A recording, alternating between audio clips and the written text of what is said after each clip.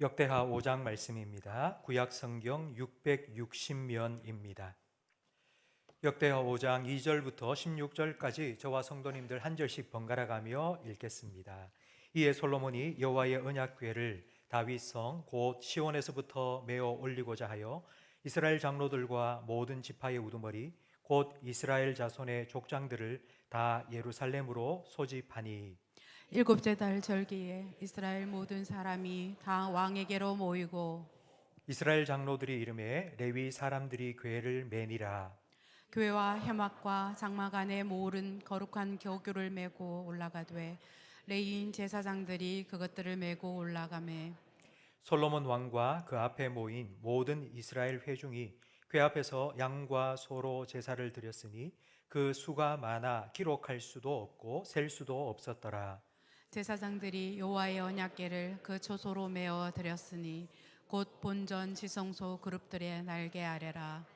그룹들이 궤 처소 위에서 날개를 펴서 궤와 그 채를 덮었는데 그 채가 길어서 궤에서 나오므로 그 끝이 본전 앞에서 보이나 밖에서는 보이지 아니하며 그 궤가 오늘까지 그곳에 있으며 궤 안에는 두 돌판 외에 아무것도 없으니 이것은 이스라엘 자손이 애굽에서 나온 후 여호와께서 그들과 언약을 세우실 때에 모세가 호렙에서 그 안에 넣은 것이더라.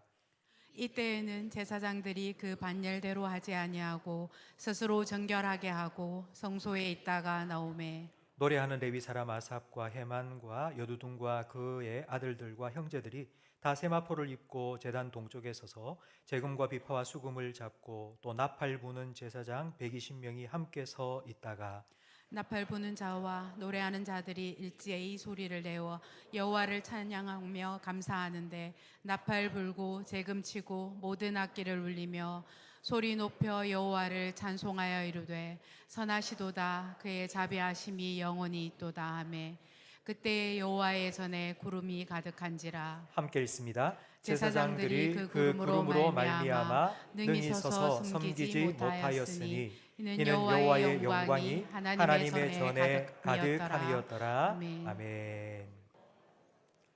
중국 양나라에 장승요라는 화가가 있었습니다. 그림을 얼마나 잘 그렸는지 하루는 용을 그렸는데 정말 살아있는 것 같았습니다. 사람들이 와 대단하다 하고 그림을 자세히 보니 그 용에 눈을 그리지 않은 거예요.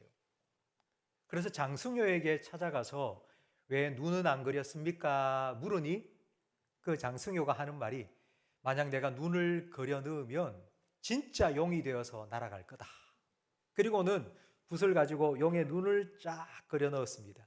그러자 정말 용이 되어서 날아갔다는 이야기에서 나온 고사성어가 화룡점정입니다. 화룡점정은 가장 중요한 마지막 한 수라는 의미입니다. 오늘 우리가 함께 읽은 역대하 5장 말씀은 솔로몬 성전 건축의 화룡점정입니다. 읽지는 않았지만 5장 1절 말씀에 보면 솔로몬이 여호와의 전을 위하여 만드는 모든 일을 마쳤습니다. 7년에 걸친 대역사를 마쳤습니다. 건물도 지었고요. 그리고 안에 모든 시설도 다 갖추었습니다. 마치 우리 교회처럼 건물도 완공했고요. 그리고 인테리어도 다 하고요. 모든 시스템을 다 갖춘 것입니다. 오늘 본문 2절에 보니 이렇게 솔로몬이 성전을 완공한 후 제일 먼저 한 일이 기록되어 있는데 그건 여호와의 언약궤를 성전으로 옮긴 것입니다. 십계명 두 돌판을 담아놓은 상자를 언약궤라고 부르는데 이 언약궤는 이스라엘 백성에게 하나님 임재의 상징입니다. 하나님은 영이십니다. 우리는 육입니다. 우리는 육이기 때문에 만나면 서로 악수도 하고요. 그래서 서로를 바라볼 수도 있습니다. 근데 하나님은 영이시기 때문에 우리는 볼 수가 없습니다. 그래서 하나님께서는 우리에게 말씀해 주셨습니다. 하나님이 계시다는 것을, 하나님이 누구신가를, 그리고 하나님께서 어떤 일을 행하셨는지를, 그리고 하나님께서 구원한 하나님의 백성은 어떻게 살아야 하는지 하나님의 뜻을 말씀해 주셨습니다. 누구든지 이 하나님의 말씀을 듣고 그 하나님 말씀에 순종하는 하나님 백성이 되면 하나님께서 그들과 함께 해 주십니다. 그래서 이스라엘 백성에게는 이 언약궤, 하나님 말씀이 들어있는 언약궤가 하나님이 우리와 함께 하신다는 상징이 된 것입니다. 그런데 이스라엘 역사 중에는 한때 이 언약궤가 하나님이 우리와 함께 하시는 상징이 아니라 언약궤 그 자체가 하나님이라고 오해했던 적이 있었습니다. 엘리 제사장 때인데요. 블레셋과의 전쟁이 있을 때 엘리의 아들 홈니와 비나스가 전쟁터에 언약궤를 메고 나갔습니다. 언약궤 이꼴 하나님이니까 우리가 이 언약궤를 메고 나가면 하나님께서 전쟁터에 찾아오셔서 우리로 하여금 승리하게 하실 것이다 생각했기 때문입니다. 그러나 그 결과는 정반대였습니다. 그 전쟁에 이스라엘은 참패를 당했고 언약궤는 빼앗겼습니다. 그 이후로 70년 동안 이 언약궤는 사람들의 기억 속에서 잊혀졌다가 다윗이 왕이 된 후 언약궤를 찾았습니다. 그리고 저 구석에 버려져 있던 그 언약궤를 자기 성으로 모셔올 때에 그 일을 우사라는 사람에게 맡겼습니다. 우사는 그 언약궤를 소가 끄는 수레에 싣고 왔는데요. 갑자기 수레가 덜컹거리니까 우사가 손을 뻗어서 그 언약궤를 탁 잡은 겁니다. 하나님께서는 그런 우사를 치셔서 그만 죽었습니다. 이렇게 경사스러운 70년 만에 언약궤를 다시 모시고 오는 이 경사스러운 날에 왜 하나님께서는 그 언약궤에 손을 댔다고 우사를 죽이셨을까요? 그 이유가 출애굽기 25장에 나옵니다. 25장 말씀에 보면 하나님께서는 이 언약궤를 어떻게 운반해야 되는지를 정확하게 알려주셨습니다. 언약궤는 절대로 사람이 손대지 말고 그 언약궤 4개의 동그란 고리를 만들고 그 고리에 긴 나무 채를 끼워 놓고 절대로 그걸 빼지 말고 그 언약궤를 옮길 때마다 어깨에 메고 옮겨야 된다고 하나님께서는 분명하게 말씀해 주셨습니다. 그런데 우사는 그 하나님의 말씀대로 순종하지 않았던 것입니다. 이 언약궤를 빼앗긴 사건과 그리고 우사가 하나님께 침을 받아서 죽은 이 사건은 언약궤 속에 하나님이 계시는 게 아니라 하나님의 말씀을 순종할 때에 하나님께서는 그들과 함께 하신다는 사실을 분명하게 보여줍니다. 그렇다면 솔로몬은 성전을 완공한 후 이 언약궤를 모시고 올 때에 어떻게 그 언약궤를 대했을까요? 오늘 2절 말씀 다시 한번 화면을 보며 함께 읽겠습니다. 이에 솔로몬이 여호와의 언약궤를 다윗성 곧 시온에서부터 메어 올리고자 하여 이스라엘 장로들과 모든 지파의 우두머리 곧 이스라엘 자손의 족장들을 다 예루살렘으로 소집하니. 솔로몬은 언약궤를 운반하기 전 정치 지도자, 종교 지도자들을 다 성전으로 소집했습니다. 이제 막 성전을 완공했으니까 자기가 성전을 얼마나 잘 지었는지 좀 보여주고 싶어서 그들을 소집한 것이 아닙니다. 왜 지도자들을 소집했는지 그 이유가 6절 말씀에 나오는데 우리 6절도 함께 읽겠습니다. 솔로몬 왕과 그 앞에 모인 모든 이스라엘 회중이 궤 앞에서 양과 소로 제사를 드렸으니 그 수가 많아 기록할 수도 없고 셀 수도 없었더라. 왕도 그리고 지도자도 그리고 평민 백성들도 언약궤 앞에 제사를 드릴 때에 그 앞에 다 엎드렸습니다. 그렇게 제사를 드린 제물로 바친 양과 소가 얼마나 많았는지 기록할 수도 없고 셀 수도 없을 정도였습니다.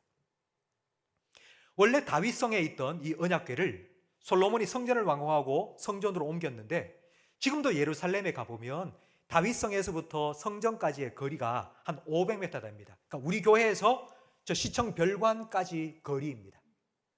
그런데 그 500m를 가는 동안 제사를 드렸는데 그 제사에 사용된 소와 양이 셀 수가 없고 기록할 수도 없을 정도로 많았다는 겁니다. 이건 이런 뜻입니다.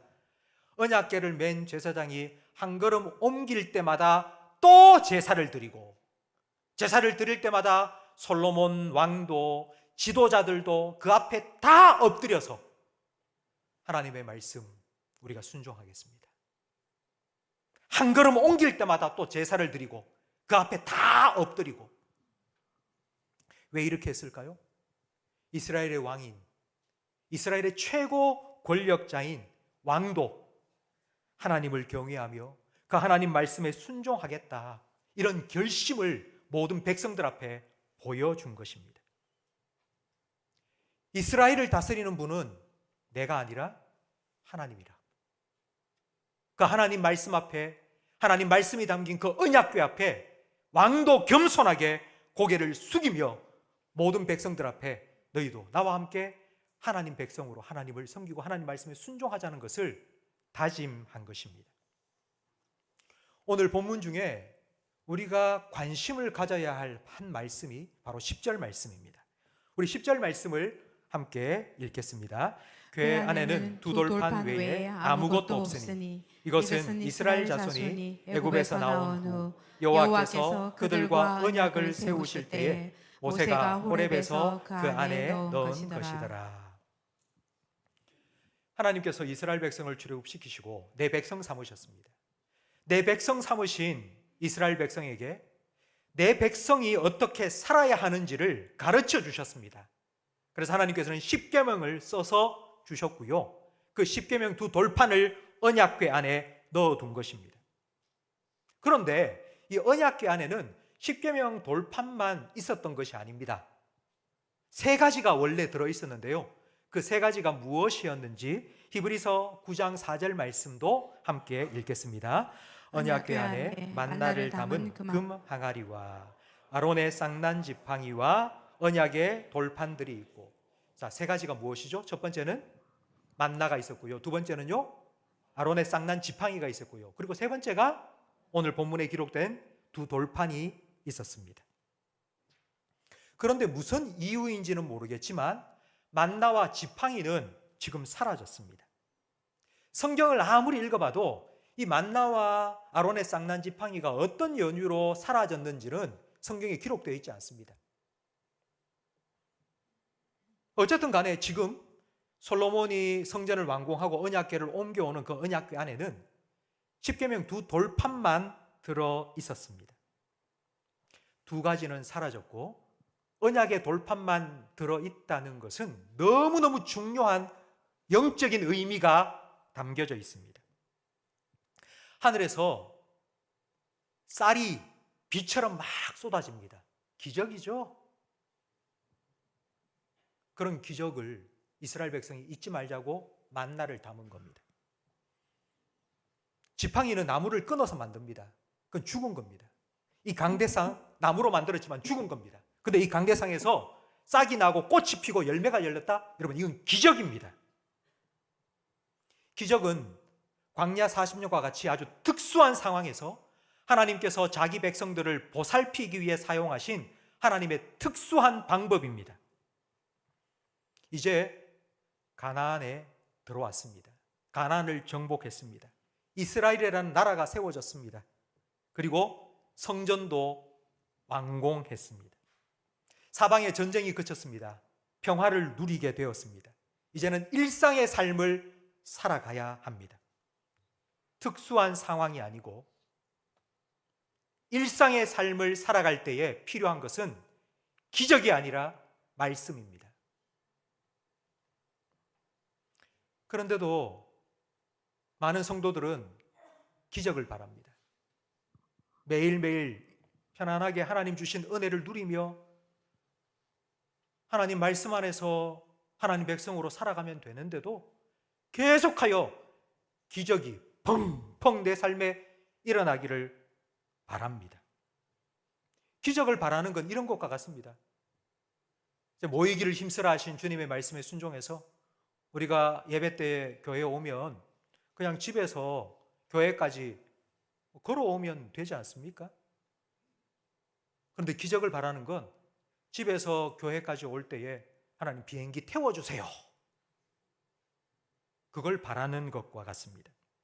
예수님께서는 40일 금식하셨습니다. 성령에 이끌려 광야로 가셔서 사탄에게 시험을 받으셨는데, 그때 사탄은 이렇게 시험했죠. 네가 만약 하나님의 아들이라면 이 돌을 떡으로 만들어 먹어라. 40일 동안 줄였으니 너 배고프지? 네가 하나님의 아들이라면 이 배고픔 정도는 해결할 만한 기적을 행해야 되지 않겠니? 만약 네가 이런 기적을 행하지 못하면 너는 하나님의 아들이 아닌 거야 라고 시험했습니다. 성도 여러분, 과연 그럴까요? 예수님이 기적을 행하지 않으시면 하나님의 아들이 아니고 기적을 행할 때에만 하나님의 아들이십니까? 우리의 삶에 기적이 일어나지 않으면 우리는 하나님의 아들, 딸이 아니고 기적이 계속 일어나야지만 우리가 하나님의 아들이고 하나님 딸입니까? 예수님께서 이 사탄의 시험만 살 것이 아니고 하나님의 말씀으로 살 것이라고 대적하셨습니다. 이건 이런 의미입니다. 하나님의 아들은 기적을 행하는 사람이 아니고 하나님 말씀으로 사는 사람이다. 하나님의 아들은 하나님 말씀으로 살아가는, 하나님의 말씀을 따라 사는, 하나님 말씀에 순종하며 사는 사람이라고 정의해 주신 것입니다. 성도 여러분, 하나님께서는 지금도 살아계십니다. 하나님은 지금도 우리와 함께 하십니다. 하나님께서는 지금도 말씀하십니다. 히브리서 4장 12절 말씀처럼 하나님의 말씀은 살아 역사합니다. 여러분이 하나님 말씀을 들으면서, 설교를 들으면서 혹시라도 여러분 마음속에 뭔가 찔림이 있거나 뭔가 깨닫게 된다면 여러분, 그것이 기적입니다. 기적이라는 것은 사람이 할 수 없는 것이 일어나는 것입니다. 사람이 할 수 없는 것 중에 하나가 사람을 바꾸는 겁니다.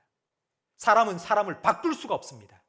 그런데 하나님의 말씀은 살아있어 사람의 영과 혼을 찔러 쪼개서 그 마음의 생각을 들추어내고 변화시키십니다. 성도 여러분, 저는 이 능력이, 이 하나님의 말씀이 내 영을 찔러 쪼개서 나를 바꾸시고 변화시키시는 그 기적이 여러분의 삶에 경험되어지기를 주님의 이름으로 축복합니다.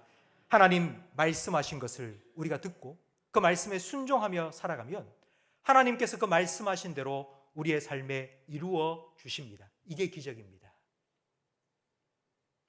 이런 기적을 우리 모든 성도들, 우리 교회가 맛보고 누릴 수 있기를 예수님의 이름으로 축복합니다.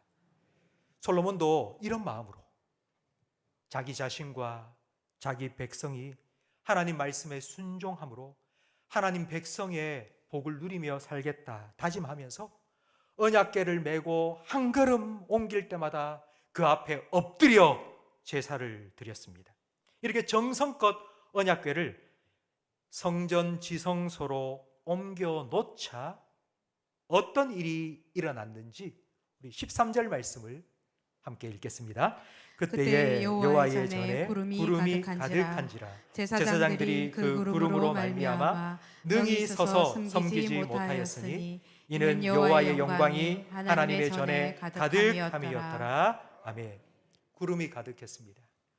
우리 죄인들은 하나님을 직접 보면 안 됩니다. 그래서 하나님께서는 성전 안에 구름을 가득 채우셨습니다. 그리고 하나님께서 그곳에 찾아오셨습니다. 성전 안에 하나님의 영광이 가득 찼습니다.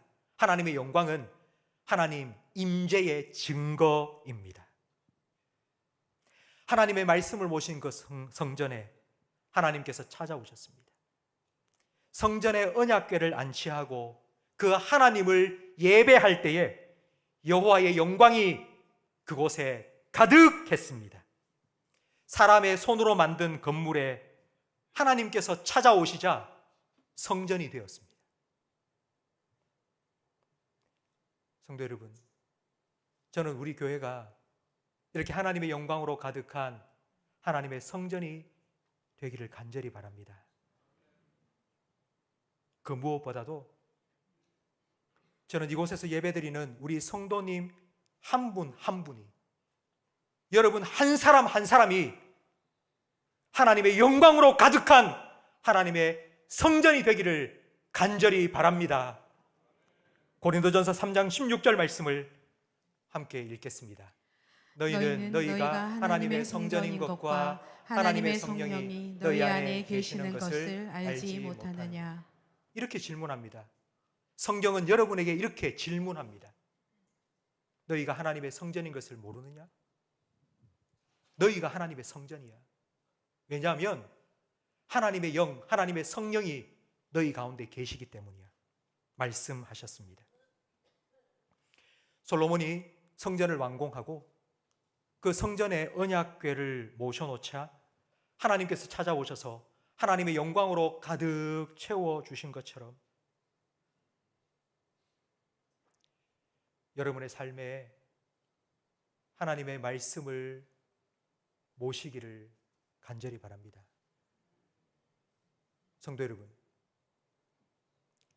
하나님의 말씀이 여러분의 마음에 1순위가 되기를 간절히 바랍니다. 하나님의 말씀을 사모하는 마음을 여러분에게 주시기를 간절히 바랍니다. 제가 어제 한 분을 만났는데요. 지난 1년 동안 우리 교회 공사에 우리 자체 감독으로 일하신 분입니다. 공사는 마쳤지만 혹시라도 하자가 있을까 싶어서 어제부터 다음 주, 다다음 주까지 3주 동안 계속해서 오셔서 교회 구석구석 돌아보면서 잘못된 부분 알려주고 하자 보수할 수 있도록 와주신다고 하셨어요. 그래서 어제 그분과 함께 점심 대접을 제가 했습니다. 식사를 하면서 그분의 인생 스토리를 쭉 들었는데요. 제가 깜짝 놀랐습니다. 그분은 매일같이 하루에 1시간 30분 성경을 읽고 성경 공부를 혼자 산다는 거예요. 그래서 어제 토요일 날 자기가 읽은 말씀이 고린도 후서 3장 말씀인데 그 고린도 후서 3장 말씀에 나오는 그 말씀을 정말 너무너무 정확하게 잘 알고 계시는 거예요. 어떻게 이렇게 하시냐니까 자기가 집에 있는 다른 번역본, 새번역 성경, 공동 번역 성경, 그리고 현대인의 성경 그걸 다 가지고 와서 그것도 다 참고하고 찾아보면서 그렇게 1시간 반 동안 성경을 연구하고 제가 그분의 말을 들으면서 목사보다도 낫습니다. 이렇게 말씀을 드렸습니다. 성도 여러분, 저는 우리 교회의 모든 성도님들 입에서 저는 이런 고백을 듣고 싶습니다. 하나님의 말씀이 꿀, 곧 송이꿀보다 더 답니다. 내 인생의 갈림길에 섰을 때에 내가 하나님 말씀을 읽으면서 그 말씀이 내 발에 등이 되었고 내 길에 빛이 되어서 그 말씀으로 내가 여기까지 인도함을 받고 왔습니다. 이런 간증들이 여기저기서 들려지기를 간절히 바랍니다. 하나님의 말씀을 즐거워하시기를 바랍니다. 그 말씀을 주야로 묵상하시기를 바랍니다. 그래서 그 말씀이 내 안에 들어와서 하나님의 영광이 솔로몬 성전에 가득했던 것처럼 하나님과 동행하는 그 복을 여러분이 맛보고 누리며 살아가시기를 축복합니다. 오늘 예배에 오신 성도 여러분, 오늘 이 예배에 오신 성도 여러분, 여러분 말씀을 들으셨습니다. 이 말씀을 여러분 마음속에 담고 한 주간 살아가시면서 이 말씀을 한 번씩 생각하시고요. 소가 꼭꼭 씹어 먹은 풀을 다시 되새김질 하듯이 이 말씀을 한 주간 동안 여러분 되새김질 하십시오. 그리고 이 말씀을 따라 살아가십시오. 그래서 하나님의 영광이 여러분 가운데 가득하고요.